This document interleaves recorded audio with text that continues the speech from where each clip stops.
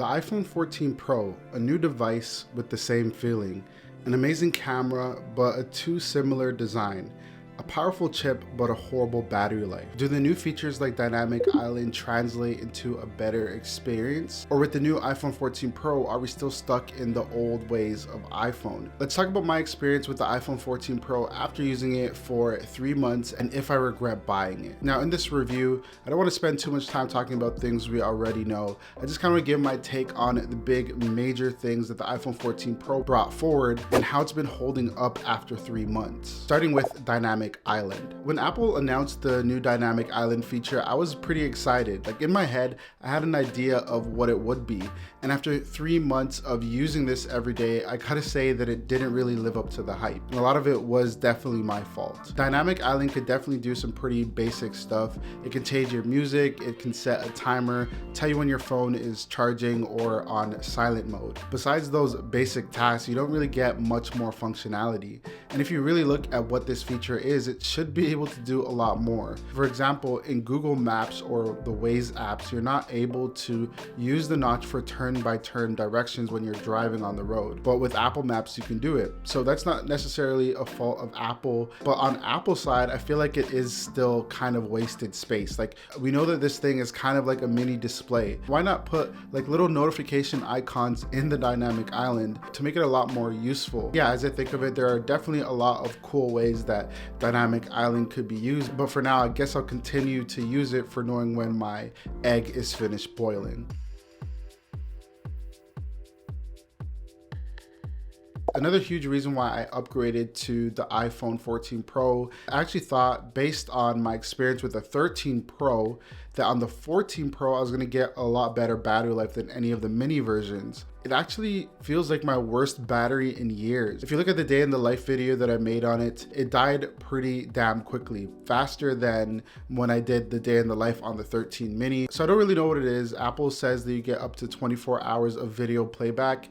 And as much as I love the Netflix show Wednesday, I'm not gonna watch anything for 24 hours straight. So I haven't tried that. But at the same time, I don't think that it can do that. I don't know what it is. I'm tending to get around 6 to 6.5 hours. So if I start my typical work day, which is work from home at 9 o'clock in the morning, I can expect the phone to need to recharge around 4 p.m. with around 20% battery life left. Next up, I want to talk about my experience with the camera after 3 months. Again, I'm not going to go into full depth about the camera. The iPhone 14 Pro sports a pretty nice camera coming in at 48 megapixels on the main camera. It also has a 12 megapixel ultra wide and a 3x telephoto lens. Now the reason why I'm gonna really be brief on this part is because I don't really use my phone for pictures that much. I thought I would, and again, that was one of the reasons why I bought it, because it's like 48 megapixel cameras, oh my god. I still like to use my photo gear for capturing memories. I do want to touch on the 48 megapixel sensor. So you might see that number and you just think automatically that that means that like this is gonna be a crazy difference. To be honest, I can guarantee you that if you were to compare it with like the iPhone 12 or the 13, like literally do a blind test, look at each photo, you're not really gonna see a major difference. Actually, this camera that I'm shooting on is a FX3, it's a cinema camera, and it has 12 megapixels, but it looks better than a lot of cameras that have more than that. I don't know, the 48 megapixels is not like a huge selling feature compared to like the 13 Pro, for example. The always on display is a feature that we've never seen on any other iPhones in the past.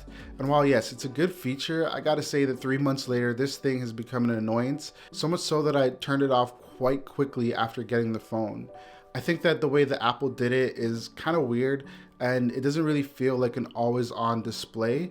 It kind of is a little bit too bright, and I think they know that, and that's the reason why in the latest beta you do have the ability to turn off the wallpaper. But let's move over to some of the things that I think are really good features of the 14 Pro. Starting off with the display. The display on the iPhone 14 Pro is honestly amazing. Watching Netflix, YouTube, or any of your photos and videos, any type of content, scrolling through social media, Instagram, blah, blah, blah, whatever you're gonna do looks really good on this display Colors are vibrant, everything just pops, and it's super sharp. So I definitely think that this is one of the best looking displays that I've seen on any mobile device. But then you have 1600 peak brightness, then you're not going to struggle or squint to see the display. The iPhone 14 Pro has 120 Hz ProMotion, which is similar to the last version. It does overall contribute to the smoothness of the phone and the way that you use the phone. And another thing that I really like about the iPhone 14 Pro,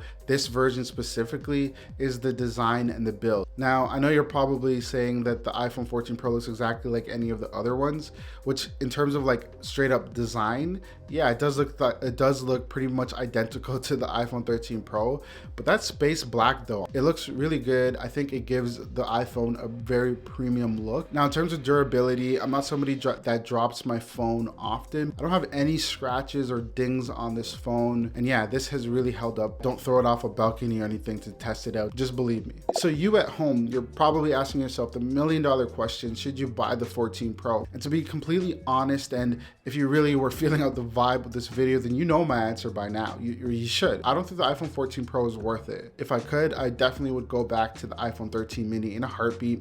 I definitely think that that was my favorite phone. At the time that it came out, I didn't even do a review on it because I just felt like I had nothing to say about it. And then it really confirmed it 3 months later that there is not much to say about this phone. I think that it's missing a few key factors that will make it worth it. Thought that these other features would make up for it, but it didn't really do that in the end. So yeah, I think that if you were to buy a new phone and you want something that works really well, then look at any of the iPhone 13s, even the iPhone 12. I wouldn't go further than that. If you can, do me a favor and give the video a thumbs up. Comment down below what you think about the iPhone 14 Pro if you have any questions for me as well. And don't forget to subscribe. I'm gonna link some of my videos here for you to check out. So yeah, have a good weekend. Peace.